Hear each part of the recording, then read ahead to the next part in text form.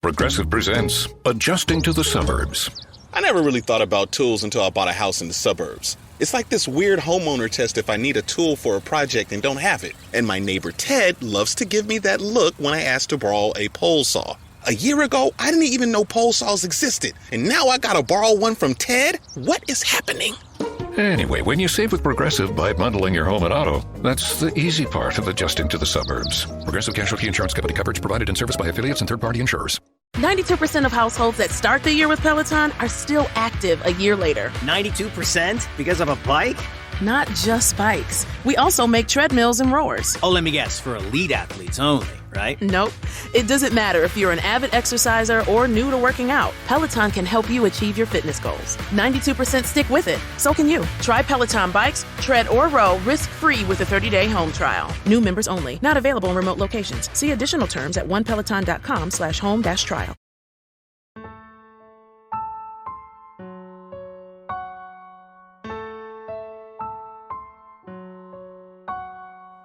Live from Liverpool, the Dark Paranormal, Season 10.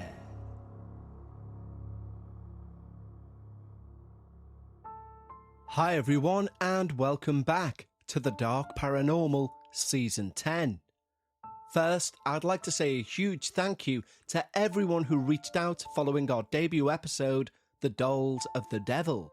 It's apparently turned into one of our biggest and most popular episodes to date, and you're entirely to thank for that, so thank you very much, and I apologise for any nightmares that came off the back of it, which apparently, according to the emails anyway, quite a few of you had.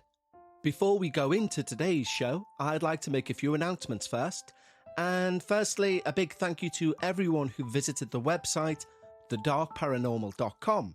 I know a few of you have already bought some t-shirts and have posted them on Facebook and Instagram, so thank you very much. Secondly, for today's episode and for the remaining episodes of Season 10, we will have an honorary co-producer, and that is 3 soon-to-be 4-year-old Leighton. Now, Leighton is being a brave little warrior, fighting something that puts the stories on this show in the shade. And yet he still asked his mother for a Dark Paranormal birthday cake, which is something I never thought I'd hear or say on this show. So, on behalf of myself, and I'm sure on behalf of everyone who listens to the show, a happy birthday, Leighton, and welcome to your new role as honorary producer of Season 10. Now, today's True Paranormal Experience discusses the difficulty in being believed when you've experienced the paranormal. It also discusses the dangers of divination and questions exactly what you can bring through. But before we get there, we need to say a quick thank you to our wonderful team over at Patreon.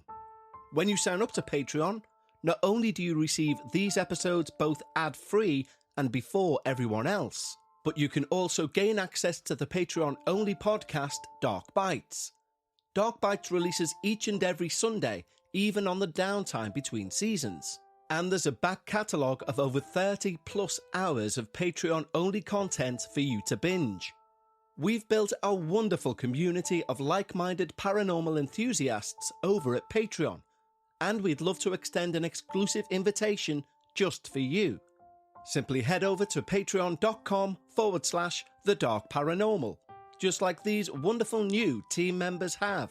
P. Whalen, Priscilla Flores, Hannah Lawrence, David, Johnny Meyer, Emma Grace Barrow, Amanda Denon, David Garcia, Bree Brown, Ted, Kaylee McKillop, Paul Richard, Samantha Davis, Ega Buse, Labrea Fleming, Denise Duggan, Sydney Hosler, William Torres, Janet Hernandez, Carlos Amaral, Darren Thompson, Lisa Hurston, I Like Your Spark, Maya Trinidad, Rebecca Christinell, Kieran Hale, Brian Stevenson, Schrodinger's Paycheck, James Beckman, Winnie Harrington, Redwood Hiker, Brandy, Max, Nikki Lucas, Andre Alfaro, Carol-Leanne Lockley, Kaylee Northway, Ali R, Gala de Lima, Samantha Carolan, David Ross, Jennifer Velasaka, Ann Carter, Chris Morell, Christina Pele, Zoe Southall, KK, Adam Steinbacher, Nancy O, Olivia Wilkins, and Kelsey Murphy. Thank you so much for supporting the show, guys, and welcome to the team. I hope you enjoy all the early ad-free releases and, of course, those extra Dark Bites episodes. If you'd like to join the team, head over to patreon.com/The Dark Paranormal. But right now, it's time to lower those lights. Make yourself comfortable, and most importantly, leave your disbelief at the door, as we hear all about the evil of Celeste. My name is Jalen, which is my real name, and feel free to use it.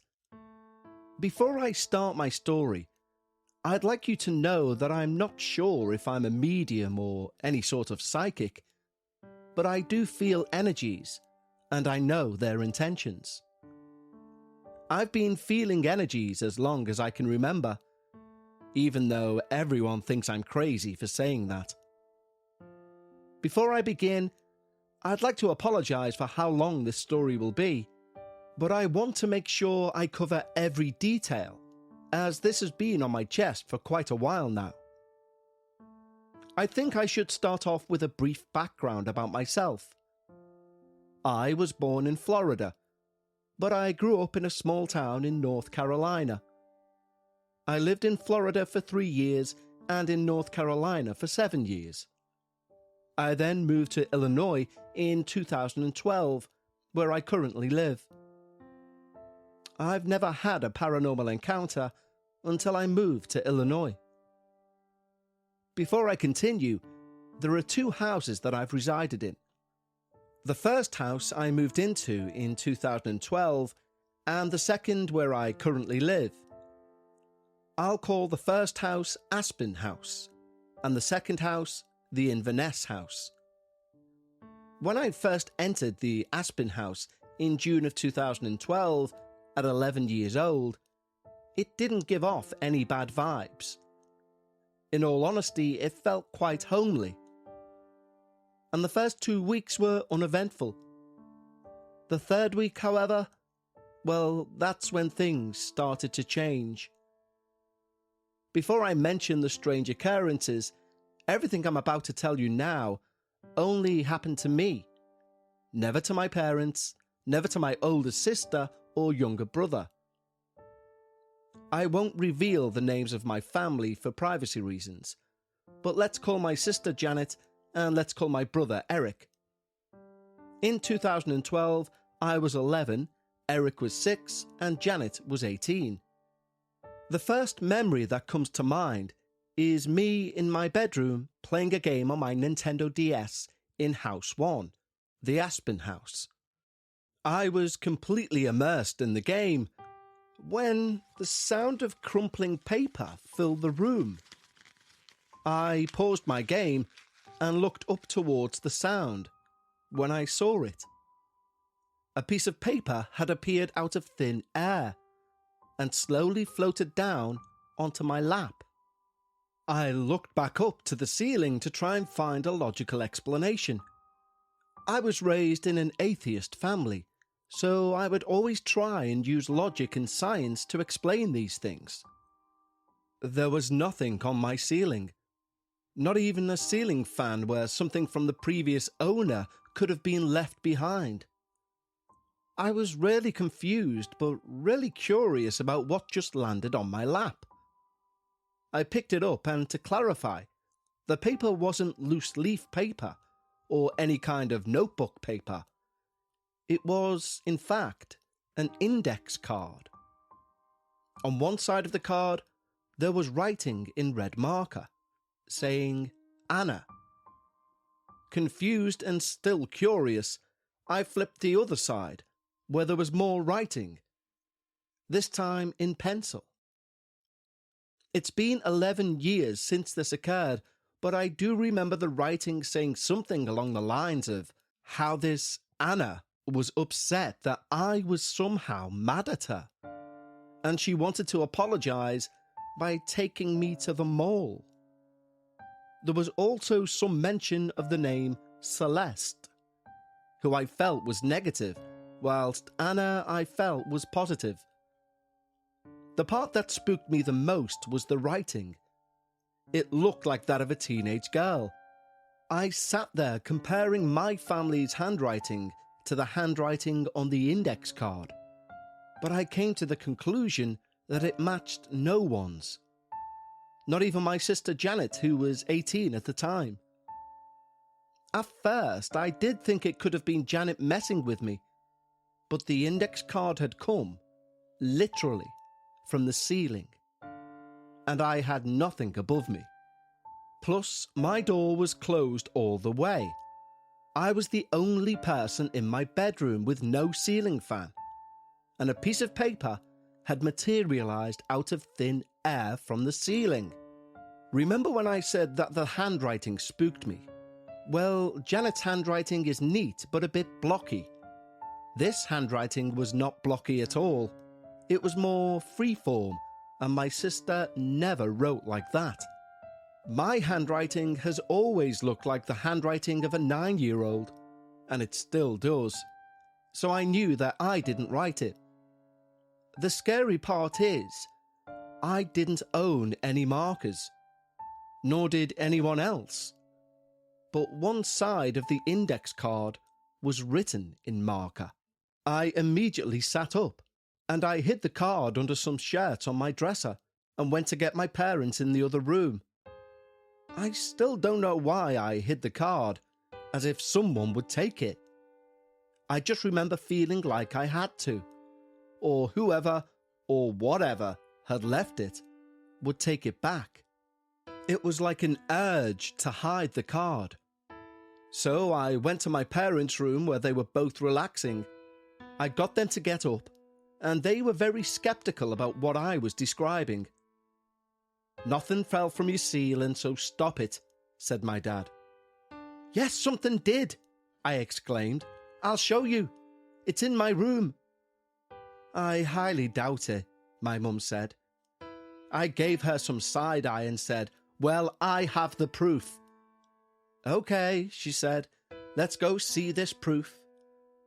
They both got up out of bed and followed me to my bedroom. "It's right here," I said as I lifted the shirts, only to find the index card was not there. "Wait a second," I exclaimed as I threw the shirts around. "It was right here. I swear I put it right here." My dad sighed. "Okay, it's probably just your imagination. You have a very creative mind and a big imagination. Are you sure you saw what you saw?" I felt taken aback by this comment. Mum rolled her eyes and said, "Babe, let's just go back to bed. She's obviously imagining things." To think both of the people who raised me didn't believe me made my 11-year-old self livid. "I'm not imagining anything," I yelled. "Why would I make this up?" My parents looked at each other and made a face that in itself was a conversation. I couldn't decipher what their faces were saying though, as I'm autistic and I have trouble with body language, facial expressions and making judgments. I'm not severely autistic if you're wondering. I have mild autism called Asperger's syndrome. I was never told that I was autistic until I was 13. Anyway, let's get back on track. This is where my memory gets a little foggy. I don't remember if they said anything else to me before leaving, but I do remember me shutting off my DS and sitting on my bed feeling very angry. I almost didn't eat dinner that night. Anyway, let's fast forward to the following day. It's mid-afternoon and my parents and sister aren't home. Eric was somewhere in the house, but I don't remember exactly where. Presumably in his bedroom. I came downstairs to the living room. Before I continue, I'll give a brief layout of the main floor, as it will be important later in the story. The Aspen house is a 2-story single-family home. There are 5 bedrooms and 3.5 bathrooms, as well as a partially finished basement, which will come into play later on in this story. The main floor consisted of my dad's office tucked behind the living room, with a half bathroom attached.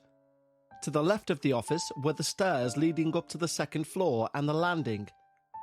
Next to the stairs to the left was the dining room, where my family and I celebrated holidays such as Christmas or Thanksgiving. Directly across from the dining room was the formal living room.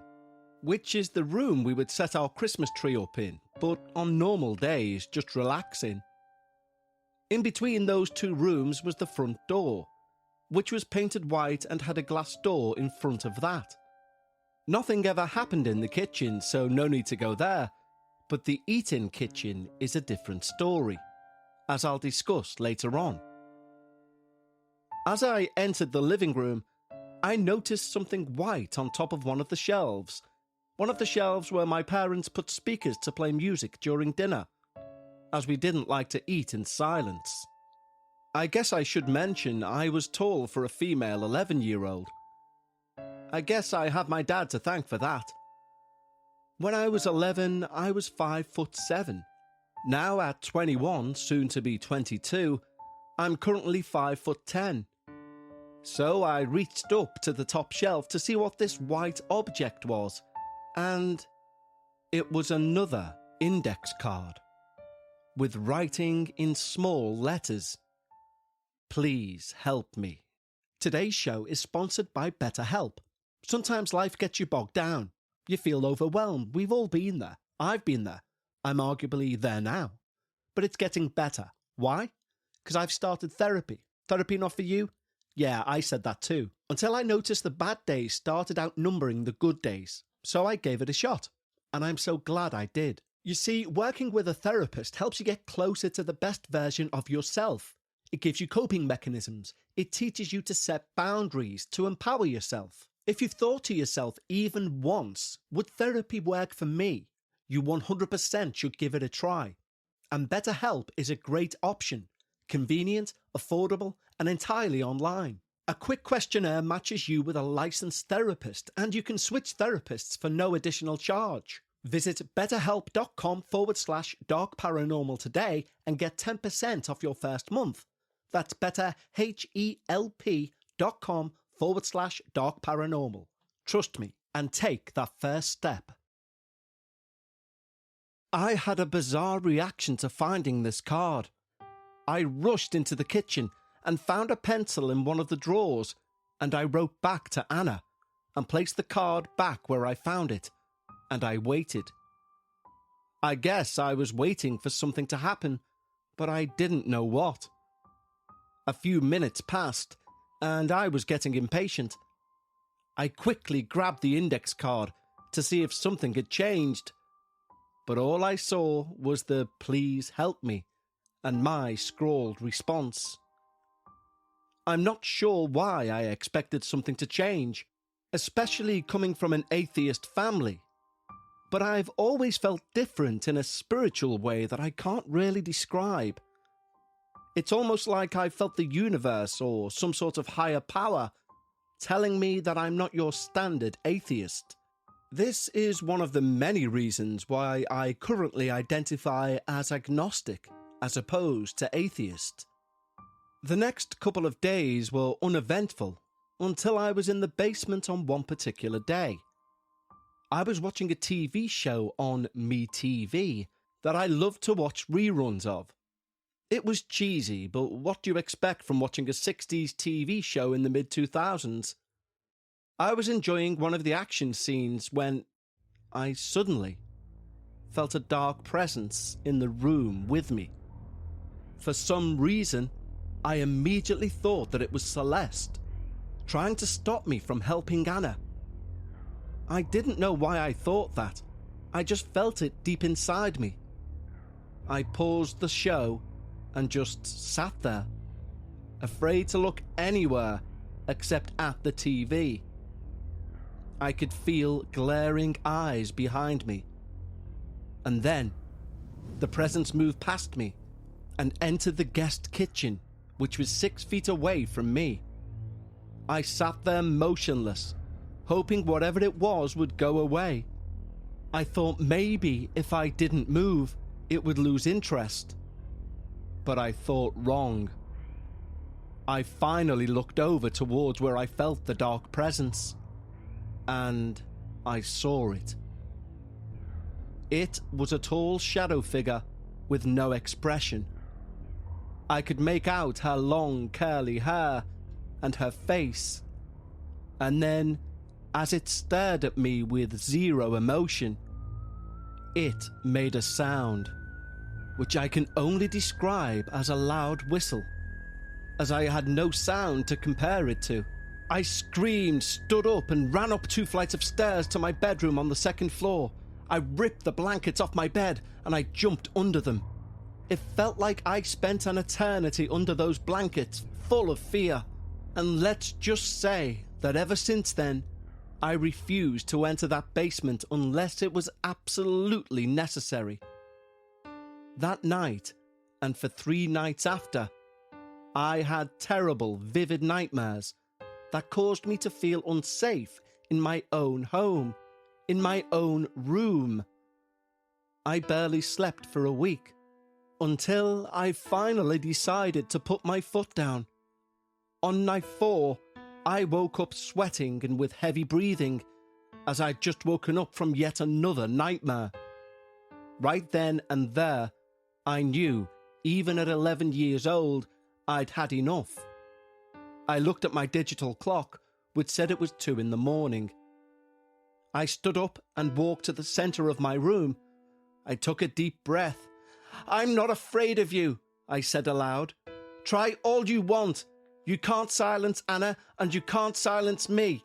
I will remove you from this space. You have no power here." I gulped and took 3 deep breaths. And then I felt it. The dark presence was coming closer to me. I could hear footsteps on the landing, and they stopped right outside my bedroom door. I swallowed my fear and grabbed my collection of energy-filled rocks. Rocks apparently filled with positive energy, designed to create positivity if you have the right rocks. Being empathic has helped me find more than enough rocks needed for what I was about to do. I grabbed my rocks and opened my door. I could still feel her, but I just couldn't see her, which was fine by me. I traced the rocks all around my doorframe, giving good intentions and sealing my door with so much positivity, I hoped it would repulse any negative energy. I heard a low snarl, so I rushed back into my room and slammed the door and quickly gave my side of the door all my positive rock energy for extra protection. A normal 11-year-old wouldn't know how to do this. The only reason I believe I did this was that I felt some sort of higher power telling me exactly what to do.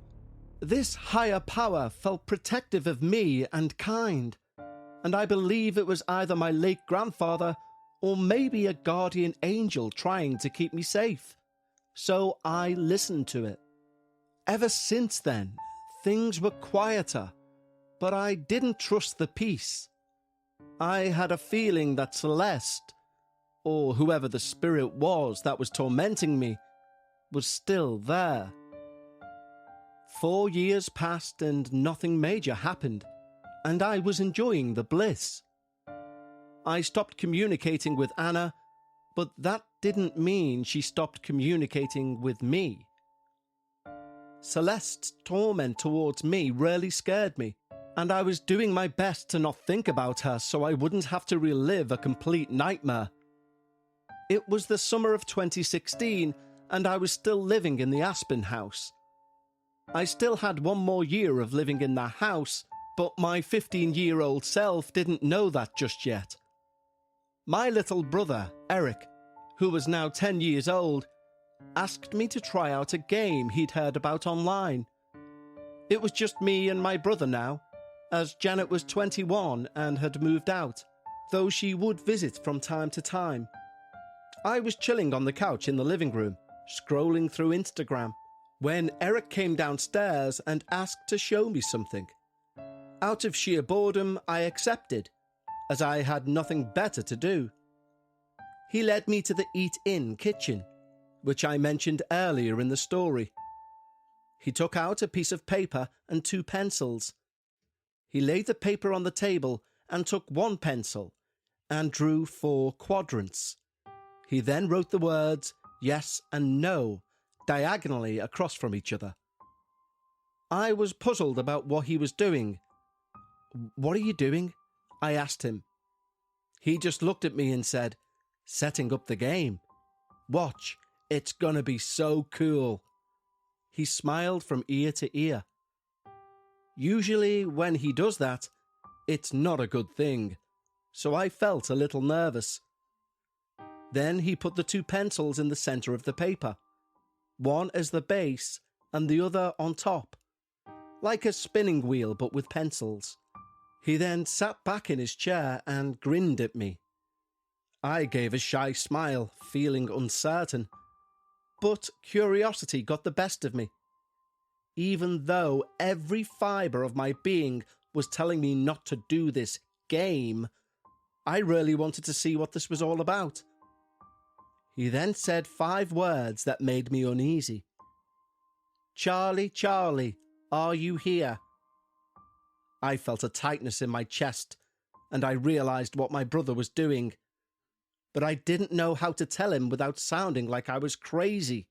So I just stayed silent as the pencil on top started to spin by itself, with no one touching it. It landed on the word yes.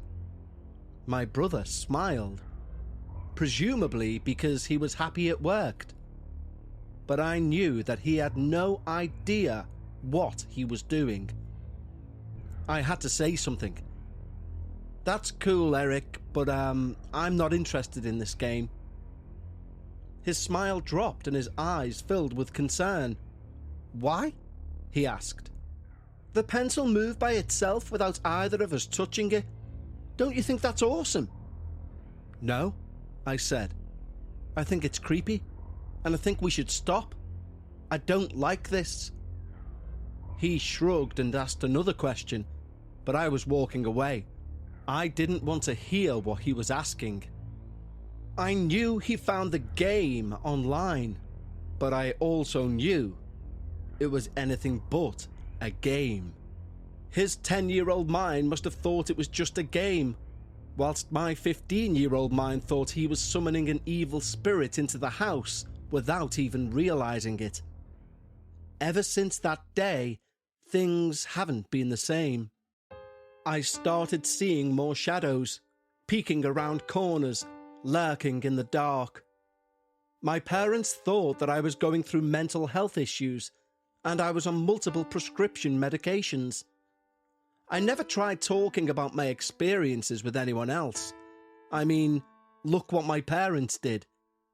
They didn't believe me and put me on medications. And when things got bad, they even put me in a mental hospital. My own family, and even my extended family, would poke jokes at each other about me and my mental state. I became secluded and barely left my bedroom. I left my room for food, drinks, and to use the bathroom, nothing more. I would be in there all day, not interacting with anyone. For a short amount of time, I cut off communication with my friends, and I never left the house. I stayed like that until 2017, which was when we moved out of Aspen House and into our new house, the Inverness House, just 5 minutes away from the Aspen House. To clarify, we didn't move because of anything paranormal. We moved because our lease was up, and the owner was selling the house for much more than we were renting it for. We also wanted our own home instead of renting. So in 2017, we bought the Inverness house and moved in. I was still paranoid about every sound the house would make, since I didn't trust any peace, because of what I believed was Celeste still tormenting me. A full year passed without much going on, just the occasional feeling of being watched in my sleep. I told myself that I was just freaking out and that there was a reasonable explanation. I was still secluding myself, but I was more talkative, and I started interacting with my friends more. I tried to forget everything that happened to me, but my daydreams would always consist of the growls and snarls I heard years before. I started seeing a therapist, which was actually my mother's decision, believe it or not. At first, my mum would always be in the same room with me, so I would never talk about what I really wanted to, in fear for more reasons for my mum to think I was losing touch with reality. But when I turned 18 in 2019, I was able to be alone with my therapist. As a legal adult, I was able to keep my mum and my family out of my sessions. And that's when I really started telling my therapist everything. 2019 was also the worst year for me, as more torment came. I was walking up the stairs to my bedroom one evening. It was dark outside, but I was finally getting more comfortable in the house, even with only a few lights on. I walked into my room, only to see a very dark shadow figure stood next to my bed. I couldn't tell if it was facing me or the photos I had on my wall. The room was dark, but the shadow was darker than dark. I managed to let out a small yelp and ran out of my room. I stood by the stairs for a few seconds, trying to recatch my breath. I mustered up the courage to go back into the room to see if the shadow was still there. I slowly approached the door and carefully peeked into my room, only to find no shadow. I let out a sigh of relief and entered my room. I was still on edge, but I needed to try and recreate that shadow. I needed to know what I just saw. I needed to see if it was truly paranormal. So I tried moving my blinds to bring in outdoor lighting, but that just illuminated the room.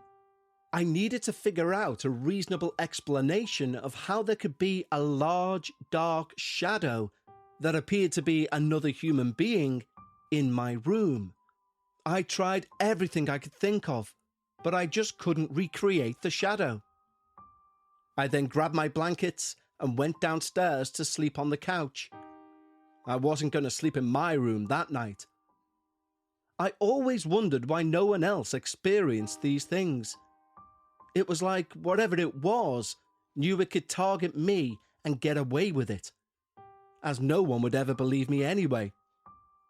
I could never outsmart this spirit, so they could get away with making my life a living hell, and no one could do a thing about it. The next night would be my breaking point in accepting that this would be my life. That next night, I was leaving my room to get a drink, and I could feel a dark presence outside my bedroom door. By this point, I was starting to accept that I would just have to deal with spirits for a long period of time, possibly even for the rest of my life. I decided to ignore the presence as I knew it wanted my attention. It wanted to scare me, to feed off my fear. I opened the door, and I sensed the same energy I'd felt from Celeste at the Aspen house. I could feel her in a crawling position above my head, ready to follow me, crawling on the ceiling. I'd done my best to pay her no mind and attempted to casually go down the stairs, ignoring the spirit entirely. I could actually feel its frustration. It wanted to be acknowledged. Over time, Celeste tried again and again to feed off my fear, but I always never acknowledged her, hoping she would become weak from no fearful energy, and that she would just become a minor nuisance. And I was right.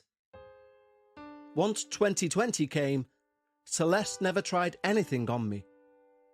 I could still feel her presence everywhere I went, even at college. I would be in one of my classes and I would feel her pacing in the hallway, waiting for me to leave the room. I didn't know what she was trying to do by just pacing and waiting for me. But if it was her intention to scare me, I knew she could do better than that. Remember when I mentioned that Charlie Charlie game? Well, that spirit the game conjured, let's call him Charlie for the sake of this, was also with me. Charlie was a trickster, while Celeste was just straight up evil.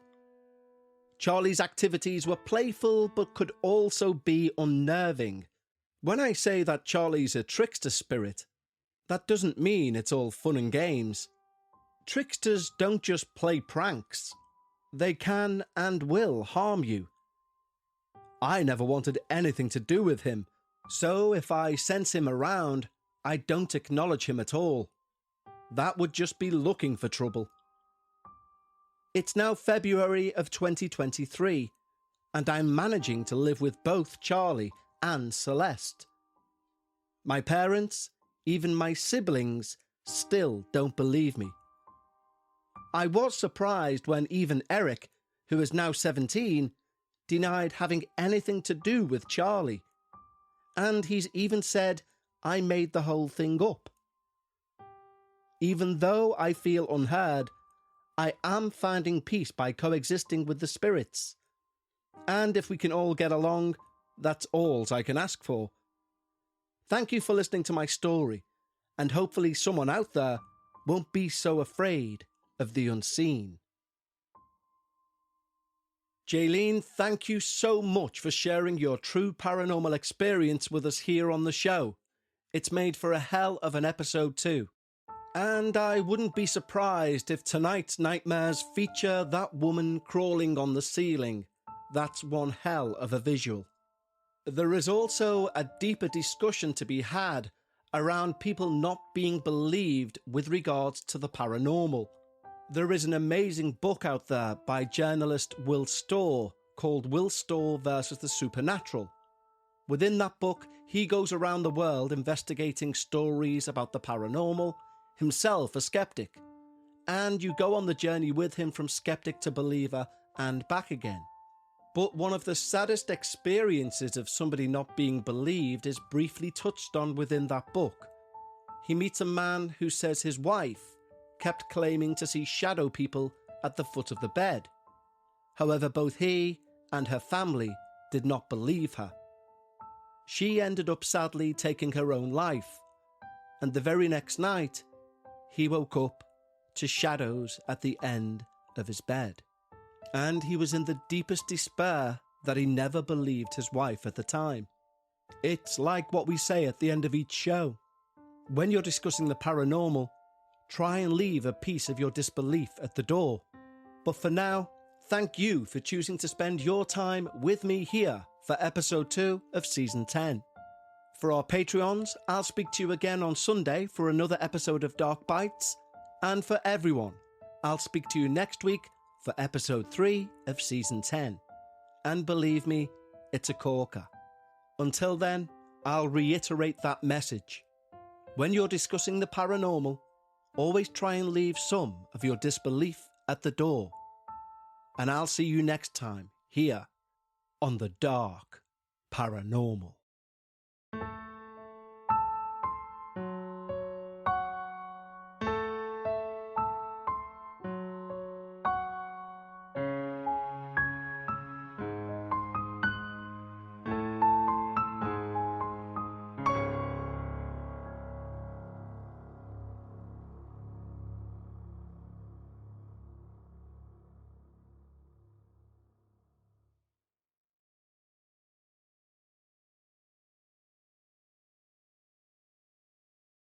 Spring training is right around the corner, so come for the games and have a ball in Arizona. With world-class resorts, unbeatable dining and nightlife, amazing scenery, and endless outdoor adventure. Make your visit unforgettable. Plan your getaway at myspringtraining.com.